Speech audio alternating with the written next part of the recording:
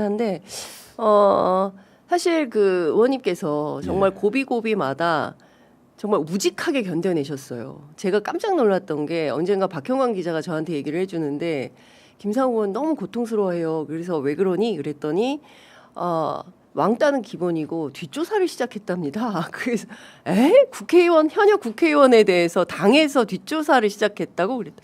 정말 그렇답니다. 그래서 제가 너무 놀랐거든요. 야, 이걸 어떻게 견뎌낼 수 있을까 인간적으로. 근데 우리 정치의 비겁한 면이죠. 뭐냐 하면 국회의원 한 분 한 분이 자신의 양심에 따라서 헌법 수호 또 시민들을 받드는 일을 할 수 있도록 분위기가 만들어져야 하는데 네. 진영 정치가 너무 오래 고착화되다 보니 네. 진영의 명령을 듣지 않는 정치인을 용납하지를 못하는 겁니다. 당이라는 조직위에서 네. 이거는 뭐 사실 뭐 어느 당이나 비슷한 것 같아요. 근데 국민의힘은 그게 좀 더 폭력적 방법으로 나타나고 약간 좀 비열한 방법으로 나타나는 성향성이 있는 것 같아요. 그게 뭐냐 하면 뭐 당에서 왕따하고 뭐 상명하복한테 안 따르고 거기다 불이익 주고 뭐 이런 것들은 충분히 예상 가능한 일이지만 제가 좀 겪었던 일들은 좀 그런 거였죠. 그렇다고 대놓고 하는 건 또 아니에요.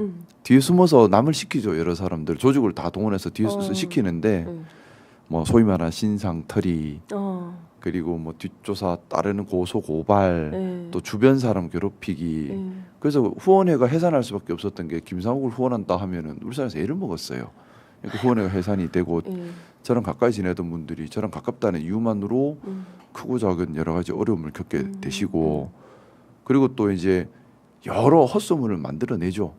말도 안 되는 그러니까 고소고발하고 확 소문 내버리면 이미 사람들은 그런 줄 알아요. 나중에 무혐의나도 무혐의한 건 관심 없죠. 예, 맞습니다. 이재명 후보님이 그런 프레임이 당하신 거예요. 그렇죠. 예. 이재명 후보님 감옥 안 갔잖아요. 네. 근데 사람들은 다 유죄라고, 범죄자로 알아요. 맞아요. 예. 중범죄자로 알아요. 근데 감옥 간 적 없어요. 그러니까 제가 막 가끔 토론하다가 황당한 게 이재명은 범죄자인데 왜 비호하냐 뭐 이런 식으로 얘기하는 감옥 간 패널들이 적 있어요. 없는데? 그러니까요. 아직 유죄 판결 받은 것도 없어요. 뭐 그 파기환송 하나. 예전에 뭐 받아도 감옥 갈 정도 그런 일도 아니었고요. 아니고. 전후 사정 보면은 좋은 일 하려다가 그렇게 된 건데 뭐 물론 사람이 어떻게 완벽해요. 다 누구나 모자람이 있으니까 사람이고 그럼에도 불구하고 또 반성하고 노력하고 더 잘하려고 하니까 사람이고 그렇습니다. 더 중요한 건 그럼에도 불구하고 그런 경험들이 모여서 더 잘할 수 있으니까 우리가 선택을 하는 거고요. 예. 아니 일을 하니까 손에 굳은 살이 배기는 거예요. 그렇습니다. 예. 아무것도 안 하고 가만히 있어서 고운 손으로 무슨 일을 해요. 예. 손에 굳은 살도 배이고 상처도 나고 한 그 손으로 일을 하는 겁니다. 맞습니다. 예. 근데 없는 일 또는 있더라도 과장하고 왜곡해서 사람 이미지를 망가뜨려 버리는 비열하고 비겁한 정치 그건 이게 진영 정치고 비겁한 정치예요. 뭐냐면 그렇게 하면 정치인의 메시지에 국민들이 집중을 못 해요. 정치인이 무슨 비전과 정책으로 어떤 일을 하려고 하는가에 우리가 집중하고 그게 부작용이 있으면 어떻게 보완할 것인가 대안이 무엇인가에 집중하고 그래야 국민들이 좋지 않나요? 네. 근데 정치인 말하지 마. 너 나쁜 놈이야.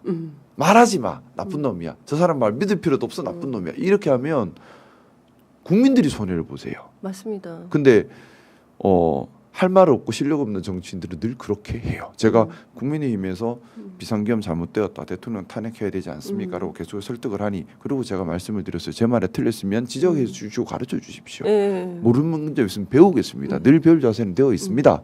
근데 아무도 제 메시지에 대해서 그게 틀렸다는 얘기를 하는 사람 한 명도 없어. 근데 뒤에서 공격을 해요. 뒤에서 신상털이 정말 인간이 안 됐어. 의리도 없어. 사람이 저러면 돼. 대통령께 충성을 안 해. 국민께 충성해야지 뭔 대통령한테 충성해요. 그러니까요. 국회의원이 대통령한테 충성하라고 있는 게 아니에요. 그렇습니다. 국민에게 충성하라고 있는 게 국회의원입니다. 어쨌든 그러다 국민이 뽑았지 않습니까? 그러면서 제가 예전에 변호사 때 했던 일 하나하나 파서 맞니 안 맞니 뭐 이 고소고발하고 이제 그러니까 사실은 무섭죠. 정말 사회적으로 경제적으로 기반이 다 붕괴되고 경우에 따라서 억울한 누명도 쓸 수 있겠구나. 뭐 제 주변 사람들은 괴로워하는 거는 말할 필요도 없고요. 근데 돌이켜 보면 근데 그런 두려움이 많이 들지는 않았던 것 같아요. 괴롭긴 한데 너무 간절한 마음이 훨씬 컸어요. 뭐냐 하면 시민들 안 다치고 이번 빛의 혁명이 잘 마무리가 되어야 한다. 네. 안 그러면 대한민국 역사는 퇴보한다. 그리고 제가 자꾸 이 말씀 많이 드리는데 광주에 정말 감사해요. 광주. 제가 그런 판단력 또 용기 또 견뎌낼 수 있는 힘을 준 게 광주 정신입니다. 저 광주에서 나고 자라진 않았어요. 네. 근데 광주 항쟁의 그 기억들 또 고 김대중 전 대통령님, 고 김영삼 전 대통령님, 고 노무현 전 대통령님이 추구했던 올바름에 대한 헌신 네. 이런 우리의 기억들이 저한테 판단력을 주고 용기를 주고 견뎌낼 수 있는 힘을 주고 나아가서 목숨까지 내놓을 수 있는 결기를 주더라고요. 그래서 제가 2번 죽을 거라고 했다고 말씀 자꾸 드리잖아요. 예. 12월 3일 밤에 정말 죽으려고 했어요. 그날 밤은 죽더라도 이건 풀어야 된다였고 또 만약에 탄핵 기억되면 내가 죽어서 시민혁명의 촉발제가 돼서 독재를 중지시키리라고 제가 다짐을 하고 그 죽을 때까지 다시 말이 그래서 나왔던 예. 건데 그 2번에 다 광주가 있었어요. 가슴이 완전히 광주가 이렇게 딱 스며버렸는데 그래서 역사는 경험의 축적인 거예요. 우리가 빛의 혁명, 세계 이런 게 없어요. 우리 시민들 정말 대단하신데 정말 대단하신데 이게 지난 역사를 볼 때 4.19 혁명, 광주 항쟁, 6월 항쟁 이 경험들 덕분이라고 저는 생각합니다. 맞습니다. 또 경험 하나 또 쌓았죠. 예. 빛의 혁명. 맞습니다. 2024년, 25년 우리 빛의 혁명의 경험을 또 쌓았습니다. 우리 후손들한테 네. 당당하게 얘기할 수 있는 거예요. 우리는 품위 있게 민주주의를 그렇습니다. 지켰다. 예. 너희도 할 수 있다를 네. 우리가 만들어준 겁니다. 그렇습니다. 전 세계에서 이런 혁명 없을 겁니다. 그러니까 촛불혁명 때도 제가 깜짝 놀랐던 게 이제 엄마들이 이제 어린아이들 손잡고 많이 오셨어요. 2016년에 그때 오셔서 본인들이 앉았던 곳에 쓰레기까지 주워서 가지고 가요.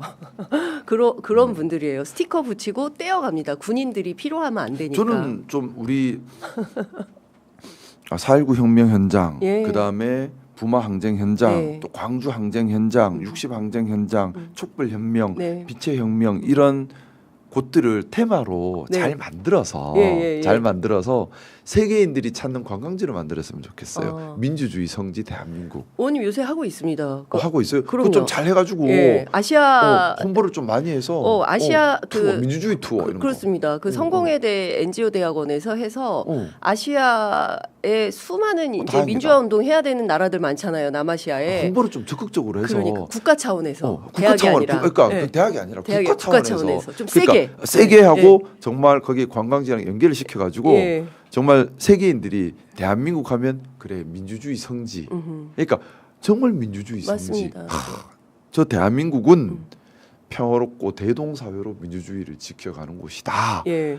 저기 민주주의 투어 한번 가보자.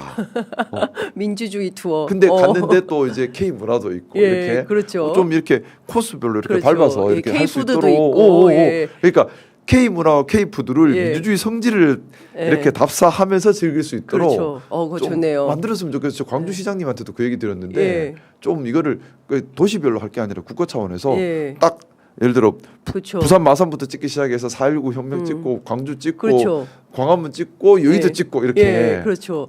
대구도 찍어야 됩니다. 대구도 찍고 228. 예. 예.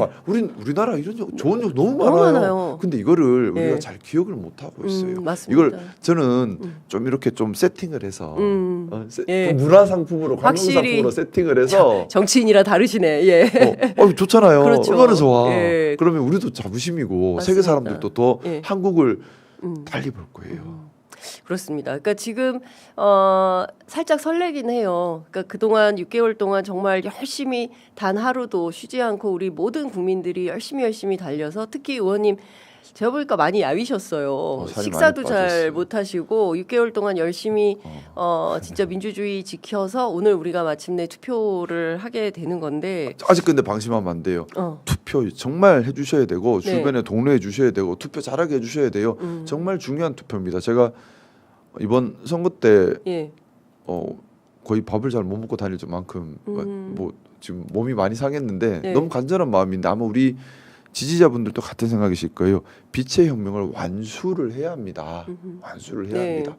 그래야 우리 존경하는 이재명 후보님이 대통령님이 되시고 대통령님이 되셔서 민주화 성질을 엮어서 세계 민주주의 문화 관광 콘텐츠로 개발하시겠죠? 하셔야 돼요. 해주세요. 근데 네. 아까 그 12월 7일 장면 보면서 네. 돌이켜 보면 정말 간절했던 순간들이 여러 번 있었는데 정말 위험했던 순간들이 많았구나 생각을 한 번 더 하게 됩니다. 네. 우리 12월 14일 날 탄핵이 가결됐었잖아요. 네. 사람들이 많이 묻더라고요. 너 피켓이 왜 했어? 음. 저도 그런 거 안 해봤어요. 근데 본회의장 앞에서 근데 그때 사실 정말 위험한 때였다고 저는 생각합니다. 제가 12월 그때 화요일이었지요. 이제 탄핵 나서겠다뿐만 아니라 동료들을 설득시키겠다 말씀을 드렸고 국민의힘 안에서 실질적으로 동료들이 많이 탄핵에 즉시 하야 아니면 탄핵을 해야 한다는 반응들이 그때만 해도 있었어요. 그래요? 그래서 탄핵이 무난하게 되겠다 또는 이 압박 때문에 즉시 하야라도 하겠다라는 기대감이 있었는데 변곡점이 있었습니다. 어떤 건가요? 대통령 2차 담화 나를 지켜라 다 모여라. 또 하나 권성동 거기 그 여파로 권성동 원내대표가 들어와 버렸죠. 네. 근데 권성동 원내대표가 성격 아시겠지만은 막 강력해요. 네. 그립이 세고. 그립이 세. 네. 그러면서 당내 탄핵을 해야 한다는 목소리를 낸 사람들이 다 숨어버린 거예요. 고개 들면 죽는다 돼버린 그때 거예요. 막 뻔뻔하게 다녀라 그랬나? 네, 맞아요. 그런 얘기 했어요. 그러면서 고개 들면 죽는다가 돼버리면서 네. 공개적으로 탄핵 찬성하겠습니다라고 했던 사람들조차도 다 뒤로 숨어버렸어. 그래서 아무리 표 계산해도 탄핵이 안 되는 거예요. 근데 그러면서 당내에 어떤 말들이 많았느냐? 뭐 공식적인 말은 아니겠지만 비공식적으로 이제 뭐 의원들 사이에 오가는 말들이 2, 3주만 버티면 돼. 그러면 진영이 결집을 한다. 와. 진영이 결집하면 탄핵 막을 수 있다. 근데 생각해 보세요. 그게 얼마나 잔인한 말이에요. 그렇습니다. 우리 1월달에 진영 결집 사태를 봤잖아요. 준내전이에요. 근데 대통령 탄핵도 안 된 상태에서 그 사태가 돼버리면 탄핵 못 시키겠죠. 이제는 아예 그렇죠. 의원들이 예. 동요를 안 해버리니까. 예. 그러면서 근데 비상계엄을 일으킨 대통령이 여전히 권력을 잡고 탄핵에 시켜야 된다, 계엄에 반대한다라는 사람들을 공권력으로 탄압하면 당연히 무력 탄압이죠. 그렇습니다. 예. 그러면 저는 준내전으로 갔다고 봅니다. 왜냐하면 우리 시민들이 그건 용납할 수 없는 예, 상태거든요. 맞아요. 또다시 광주 항쟁의 그런 아픈 역사가 한 번 더 되풀이될 수 있었던 거예요. 그럼 또 비상계엄을 하겠죠. 그걸 핑계로. 그렇죠. 예. 그걸 핑계로 비상계엄을 그렇습니다. 해버리겠죠. 예. 준내전이니까 비상계엄을 할 수 있거든요. 그때는. 그때는 명분이 축적이 생기는 되는 거죠. 예. 그러니까 시민들이 지키려는 그 움직임을 가지고 또다시 비상계엄을 하는 사태가 벌어지는 예. 또는 뭐 가능성의 문제였지만 뭐 전쟁을 일으킬 수도 있다는 소문도 흉흉했었고요. 그렇습니다. 예. 그때가 12월 저는 돌이켜 보면 12월 14일 날 탄핵을 못 시켰으면 탄핵 못 시켰다고 봐요. 아마 한 주만 뒤로 갔어도 탄핵이 안 됐을 겁니다. 끔찍해요. 그러면 예, 그러면 지금 우리가 예상하는 예. 우리 시민들은 거리로 나와서 항쟁을 그렇죠. 하시고 예. 윤석열은 예. 군대를 동원하고 유혈 사태 벌어지고 벌어지고. 그 핑계로 비상계엄을 선포하고 그렇습니다. 그러면서 국힘의 의원들은 거 봐라 예. 반국가 세력 맞지 않느냐라고 예. 진영을 더 결집을 하고 그렇겠죠. 예. 그러면서 폭압적으로 예. 가면서 독재로 가는 저는 그 상황이었다고 생각을 해서 12월 14일이 정말 역사적으로 감사하고 마지막 탄핵을 할 수 있는 마지막 날 마지막 순간에 탄핵이 된 거예요. 근데 제가 그때 피켓 들고 나갈 수밖에 없었던 이유가 두 가지인데 하나는 국민의힘 의원들이 다 숨어버렸다 했잖아요. 네. 자기가 욕바지가 될까 봐요. 겁을 왜 그래 다 비겁하죠. 뭐가 그래 무서워. 그런 겁만을 아니 정치를 어떻게 해야 돼? 아니 나는 근데 답답한 게 네. 그렇게 겁을 내면서 네. 위험한 상황 아니잖아요. 네. 목소리 제일 커. 자기 혼자 막 투사같이 하다가 네. 막상 중요한 위험한 상황에 다 숨어버려. 이런 근데 어쨌든 그럼 어쨌든 그 사람들이 어쨌든 표를 찍을 수 있는 욕바지가 필요하잖아요. 그 욕바지 내가 할게 예. 했던 게 1번이었고 2번은 보이콧 할까 봐 또. 왜냐하면 다 무서워하잖아요. 네. 욕먹는 네. 그러면 보이콧하면 안 간단 말이거든. 아. 그래서 그때 원내 지도부가 보이콧을 하려고 계속 시도를 했었어요. 예. 그는 보이콧을 못하게 막아야 되잖아요. 네. 그래서 저는 두 가지로 봤어요. 시민들의 힘 그리고 당내 분위기. 근데 제가 피켓 들고 있으면은 당내 분위기는 좀 네. 그 양심 있는 사람들은 상호가 저렇게까지 하는데 우리가 보이콧까지 하는 거는 야 시민들 네. 보기 좀 너무 민망하고 이런 생각들 할 수밖에 없지 않겠어요? 예. 그 또 하나는 시민들께서도 그때 정말 많이 동참해 주셨거든요. 저는 시민들께 정말 감사한 게 국민의힘이 보이콧을 결정 못한 제일 큰 이유가 시민들의 힘이에요. 그때 그 김재섭 의원